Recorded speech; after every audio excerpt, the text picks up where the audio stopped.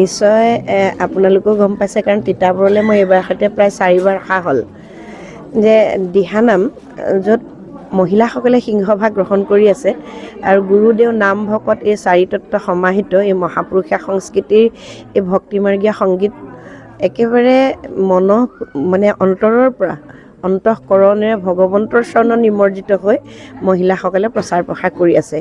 সেয়েহে দিহানাম বুলি ক'লে আপুনি আমাৰ অসমৰ কোনোবা এটা চুকত বা কোনোবা এটা জিলাত পৰিৱেশন কৰা সেইখিনিয়ে কেৱল দিহানাম নহয়, যিহেতু ইয়াৰ বিষয়বস্তু শাস্ত্ৰসন্মত, কিন্তু ইয়াৰ সকলো ঠাইতে সুৰৰ ভিন্নতা আছে। গতিকে মাজুলী বা এইফালে আপুনি নামনি অসমৰ, মধ্য অসমত বা আমাৰ অবিভক্ত শিৱসাগৰ জিলা, এই সকলো ঠাইতে দিহানামৰ সুৰৰ অকণমান পাৰ্থক্য আছে আৰু খুব এটা বাৰে বৰণীয়া সুৰৰ ইয়াত সংমিশ্ৰণ হৈছে। সেয়েহে আমি ভাবিছোঁ যে আমি এই তিনিও ঠাইৰ সুৰৰ সংযোজন ঘটাই আমি 3 ভাগ নাম আচলতে পাছৰ প্ৰজন্মৰ কাৰণে আমি অকলে নহয়, আমি সহস্ৰগৰাকী মহিলা একত্ৰিত হৈ যিসকলে নাম পৰিৱেশন কৰি আছে সেইসকলৰ সমন্বিতে আমি নামভাগ আচলতে অভিলেখ গঢ়িম।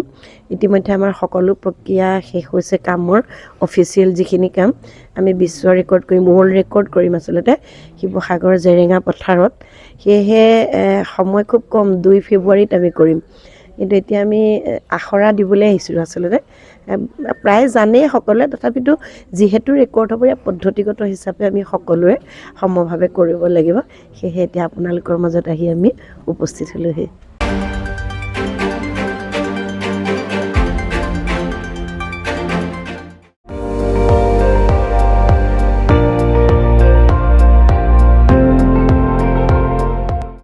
আপুনি চাই আছে ND24, সৰ্বশ্ৰেষ্ঠ নহয় সৰ্বোত্তমৰ দৌৰ।